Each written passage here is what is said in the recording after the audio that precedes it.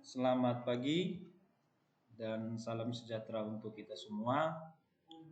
Hari ini kita masuk dengan topik deskripsi data mining. Ya, ini ada di pertemuan kelima. Beberapa hal yang harus kita pahami di sini, yaitu yang pertama, tentunya pengantar deskripsi itu seperti apa gambarannya. Yang kedua itu apa kesimpulan dari deskripsi data mining. Untuk jenis deskripsi itu ada beberapa bagian.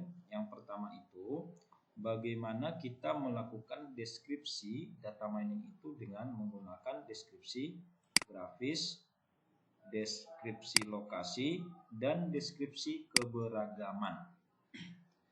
Ya, perlu juga saya sampaikan atau kita ulangi. Setiap kita belajar data mining, maka otomatis yang kita pahami itu adalah bagaimana mengetahui informasi-informasi terbaru atau pengetahuan dari permasalahan yang ada.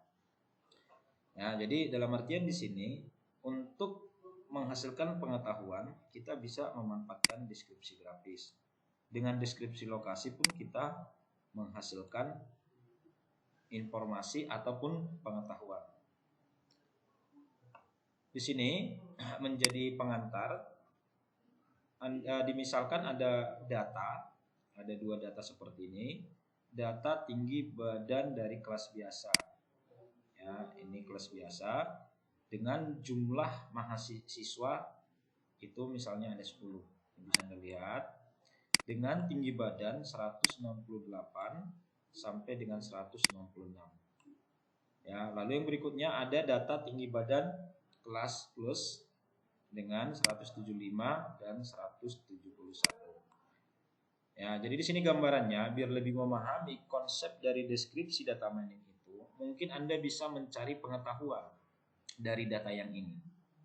Ya, pengetahuan apa kira-kira? Mungkin tanpa memanfaatkan satu deskripsi, ya, Anda saya rasa sudah bisa memastikan apa pengetahuan yang dihasilkan dari tabel ini. Contoh, ya, contoh pengetahuan yang pertama, di kelas biasa, ya, di kelas biasa, tinggi badan itu hanya paling tinggi itu 172. Ya, itu mungkin bisa pengetahuan tanpa memanfaatkan deskripsi yang sudah diuraikan tadi. Yang berikutnya kalau kita lihat lagi, sementara tinggi badan pada kelas plus itu mencapai 183. Dan kalau kita lihat di sini ini tidak masuk kategori kelas biasa dari sisi tinggi badan. Ya, itu kira-kira gambarnya. Jadi bagaimana kita menggali informasi, menggali potensi atau menghasilkan pengetahuan yang bisa dimanfaatkan untuk menyelesaikan permasalahan-permasalahan yang ada. Ya, mungkin kalau datanya ini hanya 10 data, itu masih bisa kita analisa dengan nalar kita sendiri. Tapi seandainya, ya, ini seandainya datanya itu melibatkan 10.000 data.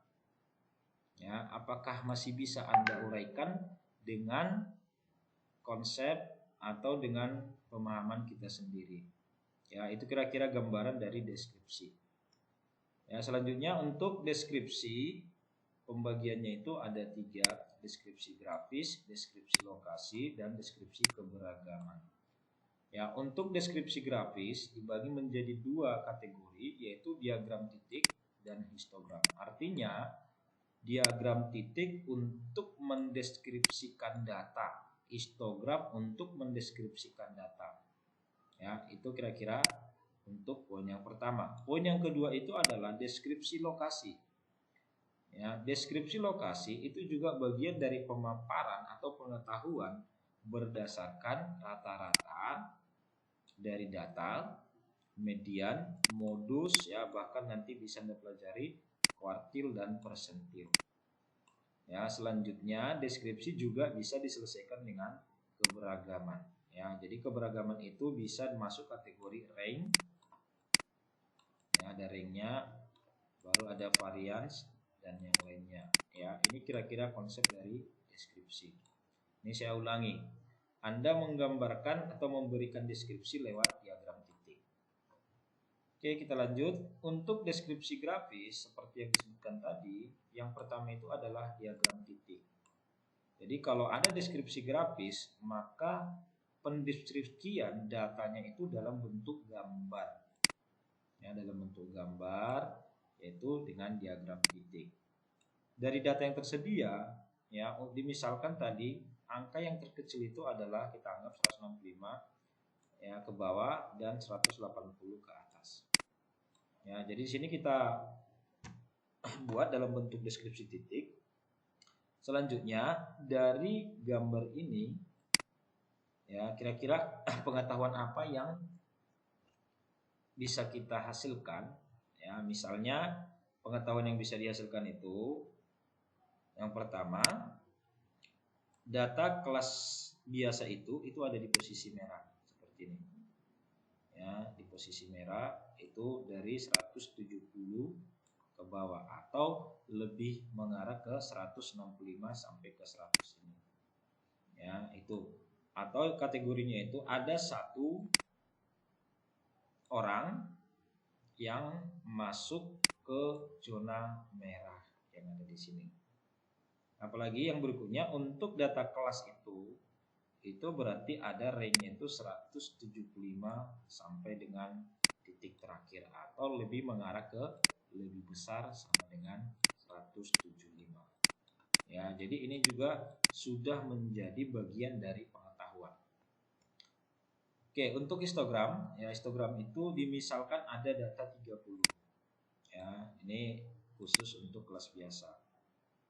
Yaitu data siswa nomor 1 sampai dengan data siswa nomor 30. Ya, lebih identiknya kalau histogram itu ini identik dengan pembentukan deskripsi grafis dengan menggunakan grafik. Artinya data-data yang ini kita grafikkan. Ya, jadi kalau kita lihat seperti apa caranya, yang pertama itu kita buat interval. Ya, interval yang lebarnya sama. Dalam artian yang lebarnya sama itu misalnya dari 164 sampai dengan 166. Lebarnya ini berapa? Bisa kita hitung, ini 64, berarti ini 6. Berarti lebarnya ini 2. Ya, ini kemari 2. Ini kemari 2. Atau mungkin bisa kita buat intervalnya itu misalnya 164 sampai dengan 170. Ini bisa. Ya, yang pastinya nanti akan kita mulai 170 sampai dengan 171 sampai dengan ini penambahan ini berarti tambah 6. Berarti di sini 177. Ya, jadi seperti itu proses pembentukan dari interval. Untuk histogram ini, ya untuk intervalnya itu sebenarnya tidak ada aturan dia harus lebarnya berapa. Ya, tapi tentunya kita sesuaikanlah dengan kondisi yang ada di lapangan. Contoh, kalau seandainya kita ingin mendeskripsikan nilai, jadi misalnya nilai interval 80 sampai 100, ya ini dikategorikan dengan nilai A. Ini pemisalan. Ya, jadi kalau sebenarnya seperti ini berarti intervalnya itu tidak bisa kita rubah. Ya, nanti kita buat misalnya kalau kita rubah jadi 79 sampai 100. Ya, artinya ini sudah menyalahi aturan dari ininya. Oke, itu kira-kira dari pembentukan interval. Yang berikutnya, setelah kita pastikan intervalnya, maka langkah berikutnya itu adalah kemunculan atau jumlah data atau lebih identik dengan frekuensi terhadap interval yang sudah kita definisikan di langkah yang pertama. Ya, dalam artian di sini berarti 164, 166 itu ada 8 siswa. Ya, ini ada 13 siswa menempati interval ini. Ya, ada satu siswa yang menempati interval 172 sampai dengan 174. Selanjutnya, setelah selesai maka kita buat intervalnya ini. dengan konsep histogramnya. Tadi disampaikan bahwasanya untuk histogram itu kita menggambarkan itu dengan grafik. Ya, jadi kita buat grafiknya 164, 166 tadi itu ada sekitar 8 orang.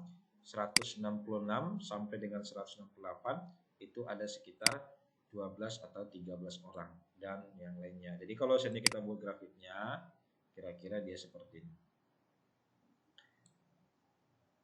Ya, itu gambaran dari histogramnya. Setelah kita buat histogramnya, maka di sini yang kita harapkan dari deskripsi itu adalah pengetahuan. Jadi pengetahuan apa yang diperoleh? Ya, mungkin pengetahuan-pengetahuan yang bisa diperoleh itu, yang pertama bisa kita lihat di sini, yang paling ya siswa dengan kondisi tinggi badan 172 sampai 174 itu ada di angka terendah. Itu bisa menjadi satu pengetahuan. Atau 166 sampai 168 itu adalah siswa yang mendominasi tinggi badannya di dalam satu kelas. Ya, ini dia. Nah, jadi kalau kita lihat histogram yang muncul itu adalah tinggi mengerucut. Ya, jadi ini dia tinggi mengerucut atau lebih pendek melebar. Ya, jadi artinya ini kenapa dinyatakan dia keberagaman data. Ya, jadi keberagaman data itu lebih mengarah semua interval yang sudah kita tentukan itu diisi oleh data siswa. Jadi bisa Anda lihat ini ada berapa interval tadi? Ada 5 interval. Ya, itu kira-kira gambaran dari histogram. Yang berikutnya deskripsi lokasi. Ya, deskripsi lokasi ini sebenarnya ini lebih mengarah ke statistik. Ya, statistik. Sesuai dengan teori, ini sebenarnya deskripsi grafis itu ya, itu sudah menggambarkan karakteristik dari setiap data. Ya, cuman mungkin masih ada beberapa kekurangan di sana karena kita hanya melihat penempatan-penempatan tertentu. Ya, jadi belum kita lihat bagaimana rata-ratanya, bagaimana nilai terendahnya, bagaimana nilai tertingginya, dan yang lainnya. Oke, jadi kalau untuk deskripsi lokasi ini lebih mengarah ke statistik. Kalau sudah pernah Anda belajar statistik, mungkin hal ini sangat mendukung ya atau sangat sesuai lah dengan proses pendeskripsian. Jadi yang pertama ya itu adalah mean. Ini berarti prinsipnya rata-rata. Ya, ini tidak perlu kita perpanjang lagi. Artinya kita cari rata-rata dari sekumpulan data. Biasanya rumusnya itu ya X1 ditambah X2 ditambah X3 tambah X4 per jumlah X-nya. Ya, atau kalau dibuat dalam matematisnya kira-kira dia seperti ini. Tapi lebih identiknya sebenarnya rata-rata itu jumlahkan semua dibagi dengan jumlah datanya. Ya, jadi di sini ada contoh bagaimana mencari nilai rata-rata. Ya. Oke, jadi rata-ratanya misalnya 177,9. Apa pengetahuan yang dapat? Ya jelas pengetahuan yang ada di sana. Untuk kelas biasa tadi kalau kita uraikan, maka total dari semua angka yang ada itu adalah 1673. Sehingga dengan jumlah 10 maka akan dihasilkan 167,3 cm. Dan rata-rata kelas plus itu 177,9 cm. Ya, itu dia kira-kira pengetahuan yang bisa kita hasilkan. Oke, selanjutnya untuk median. Ya, median itu sebenarnya ini juga simpel. Ya, lebih mengarah ke nilai tengah. Ya, nilai tengah. Cuman datanya itu harus kita urutkan dari yang terkecil sampai dengan angka yang terbesar. Ya, jadi itu kira-kira konsepnya. Ya, jadi kalau misalnya kita lihat ini 160, 4, 1, 2, 3, 4, 5, 6, 7, 8, 9, 10. 9, 10 berarti 5 dan 5. Ya, otomatis berarti kalau untuk mencari mediannya ini maka yang kita gunakan itu adalah 166 ditambah 167 dibagi 2. Ya, jadi kalau seandainya datanya itu misalnya ganjil, ada 9, ya otomatis data tengahnya itu menjadi nilai mediannya. Oke, selanjutnya kita lanjut untuk aktivitas yang ketiga, itu adalah modus. Ya, modus itu lebih mengarah ke konsep kemunculan data. Ya, kemunculan data. Artinya kalau kita lihat juga ini menjadi dominasi dari aktivitas di kelas tadi. Ya, jadi kalau kita lihat modusnya ini misalnya 164 itu berapa kali dia kemunculannya? Kalau kita hitung 1, 2, oke berarti hanya 2. 166 itu ada berapa? 1, 2, 3. Jadi modus untuk yang paling sering muncul itu adalah 166.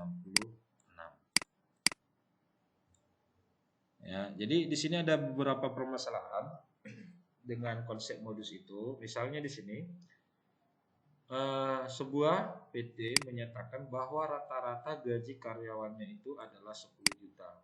Jadi per orang itu 10 juta. Tapi kenyataan yang terjadi di lapangan, ya 90 orang digaji 1 juta dan hanya ada 10 orang yang digaji dan hanya 10 orang yang digaji 100 juta.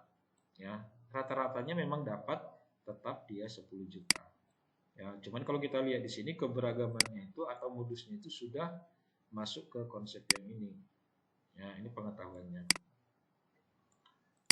Ya, jadi dari sekian banyak atau dari 100 orang karyawan itu 90% itu digaji sebanyak 1 juta. Jadi ini kategori modus.